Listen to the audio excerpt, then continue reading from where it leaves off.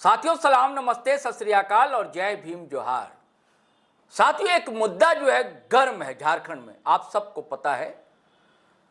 वो मुद्दा है, ऐसा लग रहा है कि जो शबाब पर पहुंचा है उसकी तपिश भी जो है दो बड़े समुदाय, दो बड़े वर्ग को झुलसाने को तैयार है। और ये दोनों बड़ा वर्ग है, एक आदिवासी समुदाय, एक है कुर्मी समुदाय। दरअसल जब से कुर्मी समुदाय की ओर से रेल टेका और डहर छेका आंदोलन हुआ और जब से ये सुगबुगाहट शुरू हुई, तभी से ही आदिवासी समुदाय के अंदर एक आक्रोश ने जन्म ले लिया और जो सड़कों पर भी दिखा। कुर्मी समुदाय की ओर से भी बयानबाजियां हुई, कुर्मी समुदाय की ओर से सिर्फ एक बड़ा आंदोलन हुआ, लेकिन दूसरी तरफ देखेंगे आप अगर, तो आदिवासी समुदाय की ओर से अब तक कई प्रदर्शन हो चुके हैं और कई होने जा रहे हैं। 12 को भी है, 17 को भी है, अलग अलग गुट है। अब ये जो अलग अलग गुट है उसके निहितार्थ क्या है दोस्तों, इसको हम समझेंगे और यह भी समझने की कोशिश करेंगे कि अचानक से ये मामला इतना तूल क्यों पकड़ता जा रहा है और किसे नुकसान है, किसे फायदा है। आप देख रहे हैं कि जो बड़े राजनीतिक दल हैं झारखंड में सक्रिय हैं, जो सत्ता में है या सत्ता से बाहर है, विपक्ष में है, उनके तरफ से एक तरह की खामोशी, चाहे जेएमएम हो, कांग्रेस हो, आरजेडी हो, लेफ्ट की पार्टियां हो, बीजेपी हो, चुप्पी है एक तरह की। तो यह कहा जा रहा है कि कहीं अस्थिर करने की कोशिश तो नहीं है हेमंत सरकार को। इसका कारण यह है कि ये जो गुट सामने है, दोनों तरफ से तलवार जो तनी हुई है, बुरकीटी खिंची हुई है या तनी हुई है, भवें कह लीजिए, दोनों ओर से, और उसमें जो नेता शामिल हैं, क्या ये लोग कभी जेएमएम के थे? क्या इन लोगों ने कभी जेएमएम को सपोर्ट किया था? चुनाव के समय अभियान चलाया था उनके लिए, इंडिया अलायंस के लिए या एनडीए के लिए, या अलग अलग राह पर चल पड़े थे? हमारा ज्यादा फोकस होगा कि आदिवासी संगठन, क्योंकि आप देख रहे हैं कि दो आदिवासी अलग अलग गुट है आदिवासी संगठनों का। ठीक है, मुद्दा एक है तो एक साथ आइए ना मंच पर, एक साथ मंच पर नहीं है। एक तरफ अलग गुट है, एक तरफ अलग गुट है, और तीसरा गुट भी कब पैदा हो जाए कह नहीं सकते। इन सबको हम समझेंगे दोस्तों। हमारे आप फ्रेम में देख रहे हैं, हमारे साथ है पॉलिटिकल एडिटर शैलेंद्र सिन्हा जी, उनसे समझेंगे और चीर फाड़ करने की कोशिश करेंगे कि मामला दरअसल है क्या। जी शैलेंद्र जी, कैसे देख रहे हैं पूरे मामले को आप? देखिए, अस्तित्व की लड़ाई कुछ नेताओं के लिए तो जरूरी बन गई है, क्योंकि जिस तरीके से पूरा मामला पिछले 1-1.5 महीने से गरमाया हुआ है, जब से आपने भी कहा, जब से कुर्मी संगठनों ने एसटी में शामिल करने की मांग को लेकर के रेल टेका आंदोलन का ऐलान किया था, तो उसके बाद से, हालांकि शुरू में आदिवासी संगठनों ने, आदिवासी नेताओं ने बाइक रैली निकाली, इसे लेकर के बहुत ज्यादा तवज्जो नहीं दी शुरू के दिनों की, यदि याद हम करें तो। लेकिन जैसे जैसे ये आंदोलन को लेकर के कुर्मी संगठनों का गोलबंद होना, फिर दिल्ली में शीतल लोहरदार एक प्रमुख नेता है कुर्मी के, वो जाके जंतर मंतर पे धरना प्रदर्शन करते हैं और वहाँ से वो बातें उठती है, तो उसके बाद से आदिवासी संगठनों में सुगबुगाहट हुई। और जैसा आप कह रहे हैं, जो निश्चित रूप से उसके बाद आदिवासी संगठनों ने लगातार, मुझे लगता है जो हर दिन कोई न कोई नेता प्रेस कॉन्फ्रेंस कर करके ये मांग को, जो कुर्मी संगठनों की ओर से, कुर्मियों की ओर से आ रही थी, जो उन्हें एसटी सूची में शामिल किया जाए, उसको खारिज करने की कोशिश की। तो लगातार, और एक समाज को टारगेट करने की कोशिश। हाँ, एक समाज को भी, बिल्कुल आप सही कह रहे हैं। जो कभी समाज झारखंड आंदोलन में उनके साथ खड़ा था, जब झारखंड आंदोलन की बातें उठी थी, तो वो कुर्मी समाज लगातार झारखंड अलग राज्य बने उस आंदोलन में वो साथ खड़ा था। तो उसके खिलाफ जो आदिवासी संगठन है या आदिवासी नेतागण, कुछ नेतागण जो थे, वो उन्होंने जरूर उनको टारगेट करना शुरू कर दिया था। और ये भी बात देखने को मिली, जो कैसे आदिवासी संगठनों में बिखराव भी नजर आया। जो कुछ नेता अलग मंच पे जा करके उन्होंने प्रेस कॉन्फ्रेंस की और कुर्मियों की मांग को खारिज करते हुए यहाँ तक कह डाला, यदि वो रेल रोकेंगे तो हम जहाज रोकेंगे। हालांकि बाद में ऐसा कुछ देखने को नहीं मिला, लेकिन ये एक ज़रूर मसला खड़ा हुआ, जो आखिर आदिवासी समाज इतना ज्यादा आक्रोशित क्यों है? क्योंकि लोकतंत्र है और भारत में तो सभी को, चाहे वो अलग धर्म के लोग हों, चाहे अलग समाज के लोग हैं, अलग वर्ग के लोग हों, अलग राजनीतिक दल के लोग हों, सभी को अपनी अपनी बातें और इससे पहले भी उठती रही है, पहले भी उठती रही, सदन में भी उठी है, अर्जुन मुंडा ने उठाया, कभी विरोध नहीं हुआ, कभी विरोध नहीं। और आपने ये चर्चा की थी एक वीडियो में कि भैया एक पत्र था शैलेंद्र महतो का, शैलेंद्र 2018 में, जी, उसमें हेमंत सोरेन ने भी हस्ताक्षर किए थे, सबसे ऊपर उनका सिग्नेचर जी। अब बताइए, तब तो विरोध नहीं हुआ था, चीजें नहीं उठी उस समय। आदिवासी संगठनों ने या आदिवासी नेताओं ने कोई सवाल नहीं खड़ा किया उस समय, तो सब लोग, या आप पिछली बार भी आप देखिए ना 2019 में, उसके बाद जब 19 के रियल्टी का पहले भी किया, पहले भी हुआ था, 2020 में हो चुका है, 23 में हो चुका है, तो 19 में जब राजधानी रांची में मोड़ाबादी मैदान में कुर्मी महाजुटान था, तो उस दौरान भी आदिवासी संगठनों की ओर से ऐसा कोई प्रस्ताव कह लीजिए या ऐसा कोई विरोध प्रदर्शन नहीं हुआ जो उनकी मांग को लेकर के, जैसा आक्रोश या जैसा विरोध प्रदर्शन अभी देखने को मिल रहा है। और जैसा आप भी कह रहे हैं, जो शायद 12 तारीख को उन्होंने ऐलान कर रखा है, एक गुट ने 17 अक्टूबर को, और एक गुट ने 17 अक्टूबर को, तो जो विरोध प्रदर्शन का सिलसिला अब के दौर में चल रहा है, तो आखिर वो उस दौर में क्यों नहीं उठाता, उस दौर में उन्होंने क्यों नहीं उसकी खिलाफत की थी?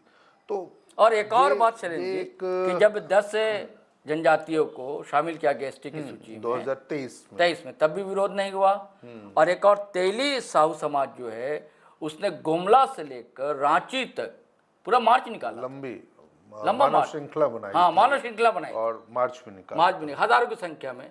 विधानसभा का घेराव भी हुआ था, तब भी कोई विरोध नहीं हुआ था, और अभी विरोध क्यों? देखिए, ये एक चीज तो है, किसी ना किसी तरीके से आप या हम सब भी समझ रहे हैं, जो राज्य सरकार को भी एक निशाने पे लेने की कार्रवाई हो सकती है, या एक हो सकता है।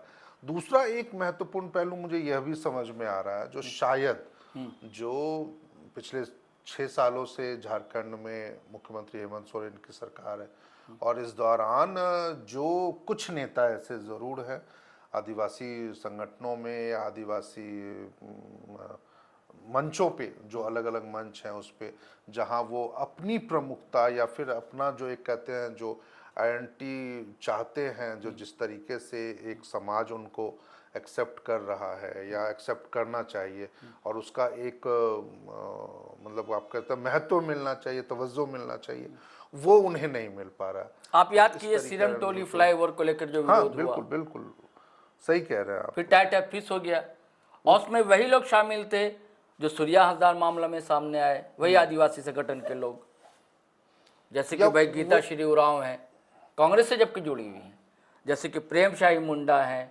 भारतीय आदिवासी पार्टी के प्रदेश अध्यक्ष हैं, चुनाव भी लड़े थे। हाँ, चुनाव भी लड़े थे, चुनाव भी, और मतलब ऐसे ही है, यानी कि ऐसे जो लोग हैं जिन्होंने इंडिया अलायंस को सपोर्ट नहीं किया था, अपनी तलाश में, राजनीतिक जमीन तलाश में, तो टाइट फिस हो गया।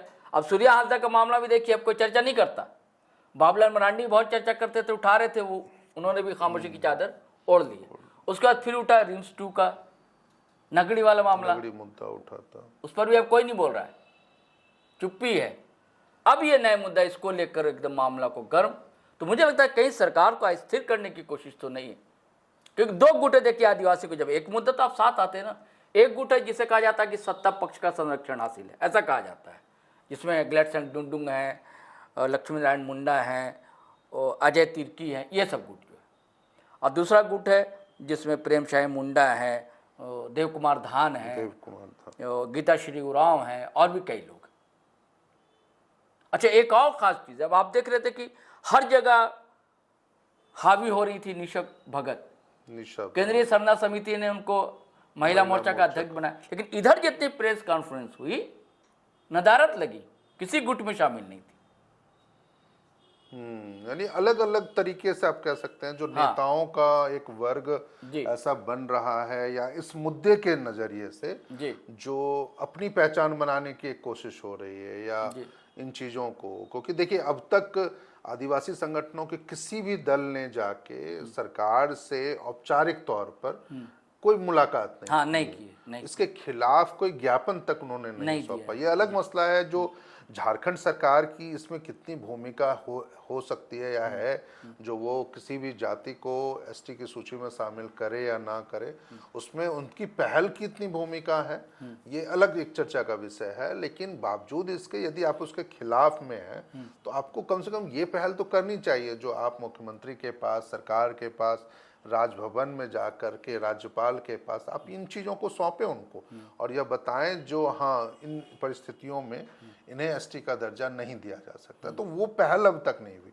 यानी मतलब ये नहीं, लग रहा है राजभवन जो एक गुट मीडिया गया भवन- था, राजभवन गया था एक गुट। अच्छा, एक गुट गया ये था। गए थे, हाँ। तो मतलब आदिवासी समाज की ओर से एक गुट गया था। लेकिन ये नहीं लग रहा है जो इस मामले को लेकर के किसी तथ्यात्मक दृष्टिकोण से जो आप अपने आप को चर्चा में रखने के अलावा आप और कुछ कर पा रहे हैं। तो इस नाते मुझे लग रहा है जो शायद आदिवासी संगठनों को या उनके नेताओं को एक मंच पे आकर, जैसे देखिए रेल टेका आंदोलन जब हुआ, सभी लोग एकजुट थे, सब लोग एकजुट हैं। हाँ। अब उसमें देखिए राजनीतिक तौर पर आमने सामने खड़े रहने वाले सुदेश महतो का गुट हो या उनकी पार्टी, गुट नहीं कहेंगे, पार्टी है, आजसू पार्टी है, वो अलग रहती हैं, या जेएलके में जयराम महतो की पार्टी है। बावजूद इसके दोनों पार्टियां इस मुद्दे पर एक नजर आई, चाहे वो प्रदर्शन के माध्यम से हो, चाहे बयान के माध्यम से हो, समर्थन करने के माध्यम से हो अलग अलग गुटों को। तो वैसी स्थितियों में तो आप मतलब एक मसला था ना, जब समाज की बात आई, जब आरक्षण की बात आई, जब आप एसटी में शामिल होने में, तो आपने अपने व्यक्तिगत चीजों को भुला दिया। तो वैसी स्थितियों में यदि आज आप आदिवासी संगठन एक साथ यदि लड़े हो उन चीजों को और इसके खिलाफ करें और तथ्य रखें, सबसे ज्यादा जरूरी है जो तथ्य रखे। यदि मान लीजिए अच्छा, और दोनों गुट को एक चीज और चैलेंज, तरीके की दोनों गुट में एक दूसरे पर आरोप भी लगा रहा है। अच्छा, अभी लक्ष्मी नारायण मुंडा का बयान आया, दूसरे गुट पर बहुत आरोप लगाए कि वो तब कहाँ थे, वो तब कहाँ थे, वो तब कहाँ थे। ये देख, यानी क्रेडिट लेने की भी होड़ है। हाँ, ये सही कह रहे हैं। और जो दोनों अलग अलग आयोजन इसलिए कर रहे हैं कि अपना शक्ति दिखानी है कि 12 में देखिए हमने इतनी भीड़ जुटाई, 17 वाले बोलेगा नहीं हमारे यहाँ इतने आदिवासी आए।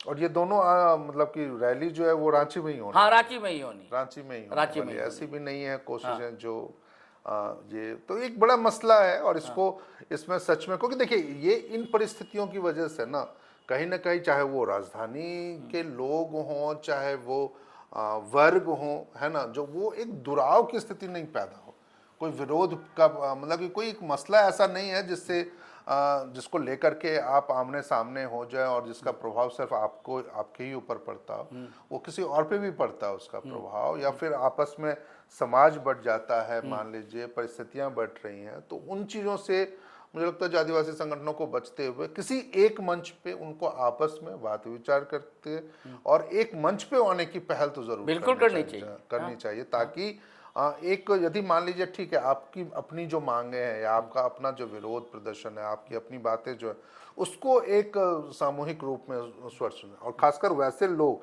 जो अब जैसे देखिए आपने निशा भगत का नाम लिया, निशा भगत रामगढ़ में चली गई थी, वहां पे उन्होंने आदिवासी संगठनों का जो विरोध प्रदर्शन था और सड़क में रोड मार्च जो था उसमें उन्होंने वो शामिल हुई थी और अपनी आवाज बुलंद। अच्छा, गोमला छोड़ी हुई है और गुमला के लीडर हैं, वहाँ कई आदिवासी लोग विस्थापित हो रहे हैं अभी देवेंद्र नाथ महतो जो कि सिल्ली से चुनाव लड़े, वो जाकर वहाँ धरना दे रहे हैं तो ये आदिवासी सवाल को लेकर। और जो वहाँ की नेता आदिवासी रामगढ़ और रांची गोरी हुई, तो ये चीजें हैं। जैसे इन लोगों वो आदिवासी मुद्दा उनको नहीं दिख रहा है। ये आदिवासियों का भी ये एक मसला जो है, ये आदिवासी संगठन जो आज एक दूसरे के सामने खड़े हैं, तो ये लोग दूसरे जिलों में जाके क्या कर रहे हैं जी, दूसरे मतलब कि जगहों पे जाकर के किस तरीके के धरना प्रदर्शन कर रहे हैं या इन चीजों के खिलाफ बातों को उठा रहे हैं। तो यह भी एक लोगों के सामने लाना चाहिए।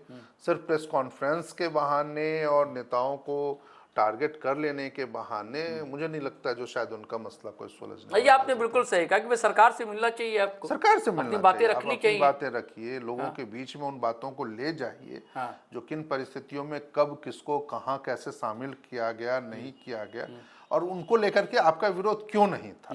यदि आज ये सवाल उठ रहा है जो जब उस समय आंदोलन हुआ तब आप कहाँ थे, या मान लीजिए 2018 में जब पत्र लिखा गया तब आपके ही नेता जब आपके ही आदिवासी सांसद विधायक जब उस पर हस्ताक्षर कर रहे थे जो उनको एसटी में शामिल किया जा सकता है, तब आप कहाँ थे? तब आपने क्यों नहीं बातें उठाई, है ना? 2019 में जब आपके ही लोग, चाहे जेएमएम के हो, कांग्रेस के हो, वो जाके, या आजसू के हो, वो जाके जब कुर्मियों के साथ खड़े हो रहे थे, तब आप कहाँ थे? जी। तो इन सब परिस्थितियों के मद्देनजर चाहे जितने भी सवाल आपके ऊपर उठ रहे हैं, आपको उनका जवाब देना चाहिए, ना कि आप मतलब टारगेट करते हुए और व्यक्तिगत तौर पर आप क्रेडिट लेने की होड़ कह लीजिए, चाहे व्यक्तिगत तरीके से प्रेजेंट करने की, एक जो सर्वे सर्वा बनने की अक्सर और लोग ये भी कहते है हैं, ना, जो अगर ठेकेदार देखिए, बनने की कोशिश जो है, अभी ऐसा उसको करने लेकर से के क्या हो रहा है, तनाव हो रहा है, तनाव की स्थिति, वही मैं भी कह रहा था, जो हाँ? राज्य में या अलग अलग हिस्सों में, रांची शहर में ही जी। आप समझ लीजिए ना, जो आप मतलब कि क्या ऐसा हो रहा था, जैसे कुछ महीने पहले जब से रमटोली वाला आंदोलन चल, जो एक गुट उसको उसके खिलाफ खड़ा था, और वहीं पे दूसरा गुट जाकर के समर्थन में भी था। जी। तो निश्चित रूप से ये एक बहुत बड़ी बात है, आप इसको छोटे में या हल्के में नहीं ले सकते हैं। मेरा मानना है कि अगर मान लीजिए सरकार ये दे देती है, तब आप विरोध कीजिए। हाँ, या पहल भी अब आपको लगता है, हाँ, ये पहल भी करती है, कोई सरकार की जानिब से कोई ऐलान ऐसा होता है कि हाँ भैया इनको मिलना चाहिए, तब आप उनका विरोध कीजिए, सरकार का, किसी विशेष समुदाय का विरोध नहीं कीजिए।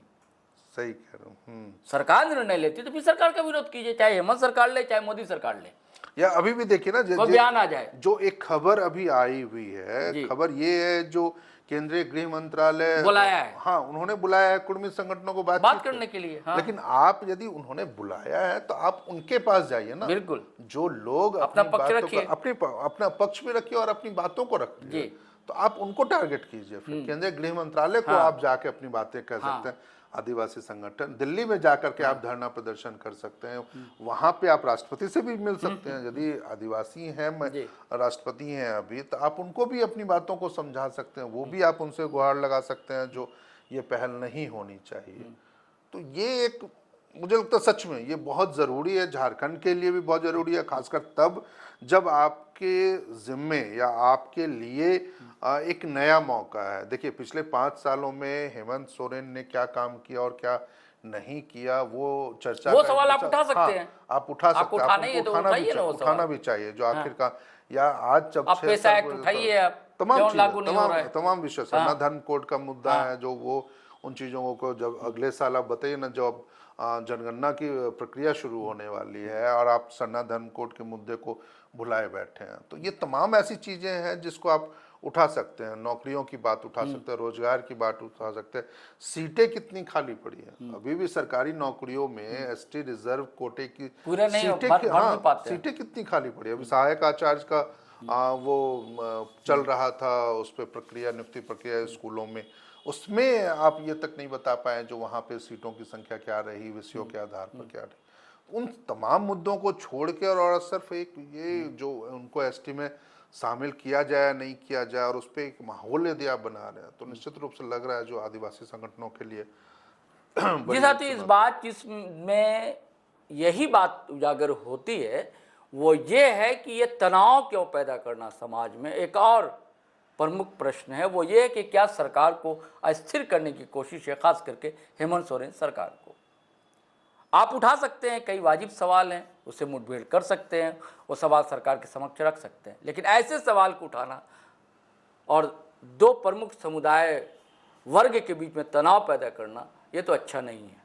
ये क्या अपने अपनी शनाख्त, अपने अपनी पहचान की तलाश है कि ज़मीन किसी की कहीं है नहीं, अपनी एक ज़मीन मिल जाए, कहीं बुनियाद खड़ी की जाए। देखिए साथियों, आगे आगे क्या होता है, फिर हम नए वीडियो के साथ हाजिर रहेंगे। लेकिन आपसे गुजारिश है कि अगर आपने हमारा चैनल सब्सक्राइब नहीं किया तो कर लीजिए, और वीडियो हमेशा की तरह धड़ाधड़ फटाफट खटाखट शेयर कीजिए, लाइक कीजिए, कमेंट कीजिए। आज्ञा दीजिए, इजाज़त दीजिए। जय हिंद, जय भारत।